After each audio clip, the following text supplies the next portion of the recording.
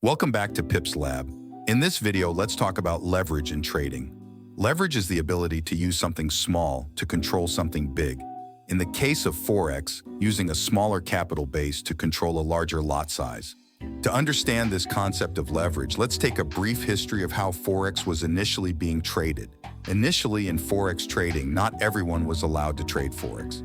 Just as we see currently in the New York Stock Exchange, Forex was only traded by people we call the cabals, men of Wall Street, usually investment banks, rich men, monarchs, big businessmen, company owners, etc., were those who could trade Forex.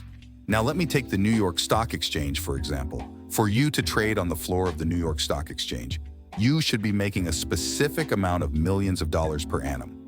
You shouldn't be owing any mortgage. Your tax documents are up to date, with so many other useless criteria just to limit it to the elites.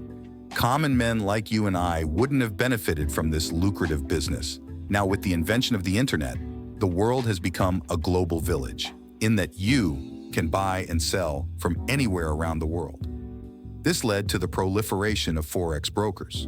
Now, Forex brokers have so many customers around the world that they could solve that single problem of capital for us. Now, those world banks, etc., require a certain amount of money for someone to be able to trade with them.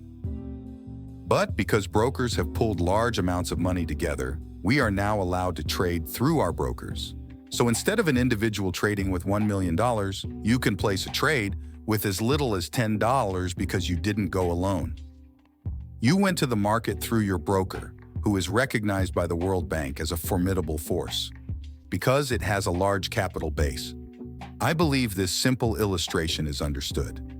Now your broker allows you to trade because he offers you what they call leverage in the FX market. The principle of leverage is virtually multiplying that your little capital so that you can use it and buy something worth a bigger value.